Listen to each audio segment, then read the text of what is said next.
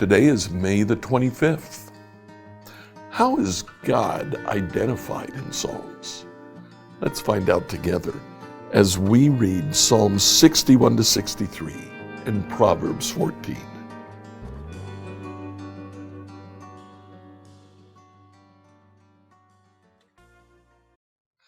On Wednesdays, as we read through the Bible in a year, we're reading through Psalms and Proverbs. So today, please read Psalms 61 to 63 and Proverbs 14. Now, we're in a section of the Psalms where many of the Psalms sound very similar. David is saying, these three Psalms happen to be from David. David is saying much the same things in all of the Psalms. But the thing that I found interesting in Psalms 61, 62, and 63 is the way David defines God. He describes him in metaphors. He calls God a strong tower in 61, a fortress in 61 and 62, a rock in 62. But one term that he used, very interesting, he calls God a refuge. In 61:3, he says, "You are a safe refuge, a fortress where my enemies cannot reach me." Psalm 62, verses 7 and 8, "My victory and honor come from God alone. He is my refuge, a rock where no enemy can reach me. Oh, my people, trust in him at all times. Pour out your heart to him, for God is our refuge."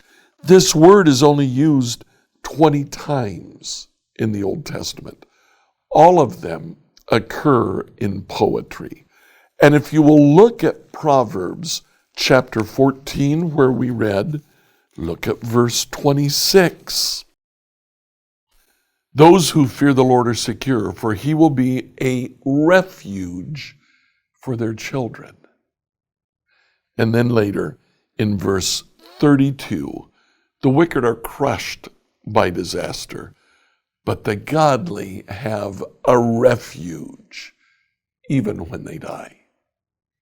God is a refuge. That word literally means a shelter, a place where I can be safe from the storm, a place where I can be hidden from my enemies. God will take care of me. He provides for me when things are tough. He provides for me when enemies come. Ultimately, he provides for me even after my death. Our God is a refuge. Today, as we wrap up this devotional, consider that. Do you need shelter from the storm, a hiding place from your enemies? Go to God. He can help. Like, follow, and subscribe to this devotional on whatever platform you use to listen to it. Email your questions to us at questions@becomehope.com. Tomorrow, we'll answer the question, what was Judas's betrayal